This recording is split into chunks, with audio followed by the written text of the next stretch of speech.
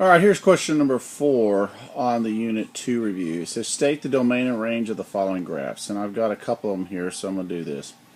All right, so remember, domain means the x value. That means x. And so we're looking right here on the x-axis. We're looking in respect to the x-axis. And we're looking to see, like if we were cropping this picture, so otherwise we're moving the x-axis in to crop this picture only on this part. So if you kind of see where I have it, I've kind of like drawn my lines here. Both of these have points, so that means we're going to have points. So we're going to have two numbers. Since there's 2 points, we're going to have two numbers.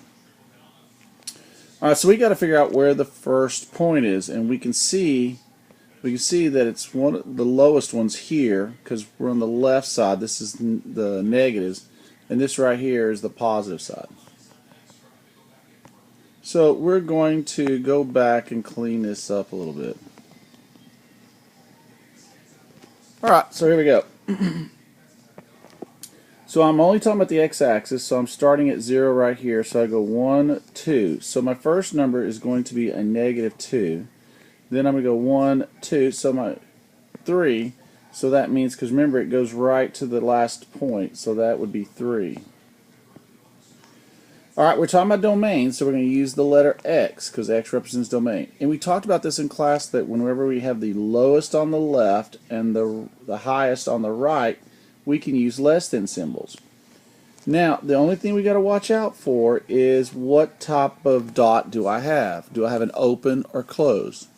Well, if you look right here, that is an open because it's not darkened in, where this one is a closed. A closed will have some kind of equal to sign, where the open will have just an equal to. I mean, it will have just a less than sign.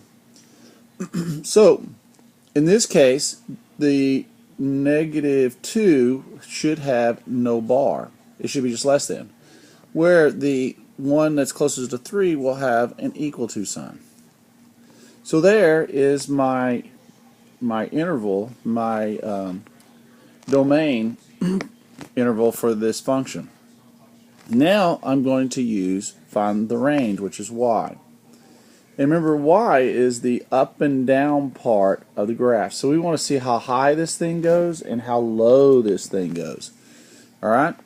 And so we also need to kind of make sure that we are looking at dots. In this case, we have dots here. Alright? When we have dots, we have two numbers. If we had one dot, we'd have one number. Alright, so I'm going to go ahead and clear this up again as well. Alright, so here we go. I'm going to go up and down on the y-axis. I'm going to start here at 0. So I'm going to go 1, 2, 3, 4, 5. So that's -5. And then I'm going to go up 1. Now, a lot of kids think, oh, that's it. No, because it's how high it goes. 2, 3, 4. So that is 4. Alright, so my lowest number is -5. The highest number is 4. What letter goes in the middle? It should be y because range is y. We talked about lowest on the left, so that means we put less than symbols. Now we got to be careful here. We're looking at I just told you just earlier that we were looking at the dots. We have to be careful here because this lowest point is a dot, and so that dot is filled in, and that is at -5. So we're going to put an equal to sign here.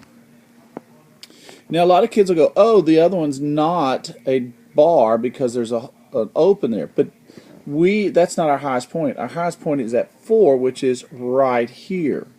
And if you notice at that point, there's a line, and it's a solid line, touching 4. So that's a solid line. So that will, because you have a solid line, that will also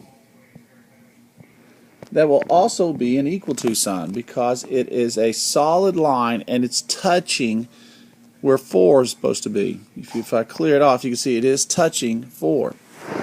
And then it's our range. Now, if I wanted to add a little extra and say, is this a function or not, we would say yes, because the vertical line test would prove that it is a function. Alright, so that's the answer for that one. So now let's go look at the other one. In this one, and hopefully you can see these guys have little arrows on the end of them. Alright, so again, we're going to talk about domain. Domain is the x value. And we want to know if we were to crop this, where would we start and stop on the x-axis? A lot of kids think that it's going to be 2 and 2, but the arrows are on the end, so they keep going on and on and on forever. I mean, they're continually going up, and they get farther and farther apart. They never stop. So if this is true, no matter what x value I pick, I'm still going to hit the line, and it's going to go on forever. So because they have arrows and they keep going on forever, that means I never really have a starting or stopping point on the x-axis. And because I don't do this, it goes on forever. We can say negative infinity to positive infinity. We'll put an x in the middle, and then we'll put less thans on each of them. Another way we could write this is something called a double bar R, which means all real numbers. And this is important that you know all this information. So it's all real numbers.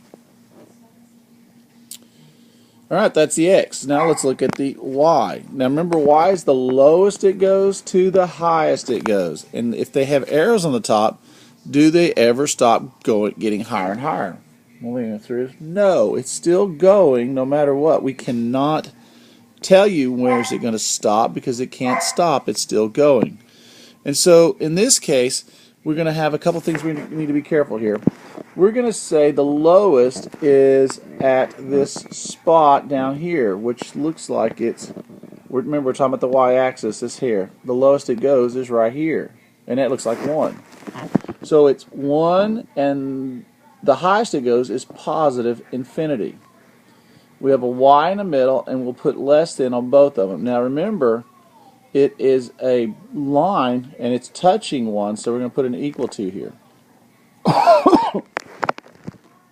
Now, there is another way we could write this. You won't see this method very much, but you will see something that looks more like this. And another way we could write it is we could say y is greater or equal to 1. So think about what I just said. Y is greater or equal to 1. Well, here is the y-axis, and that's at, if I can get my pen to write it, it would be good. This is right here is where 1 is, and the graph is going up, and that means it's getting greater. So y represents any number in the direction the graph is going, or in our case it's going up. So any number greater than 1 will touch the graph. So 2, 3, 4, 5, we keep going, 6, 7, 8, and it'll keep going. So the range is y is greater or equal to 1. Again, it's equal to because the graph is touching the 1.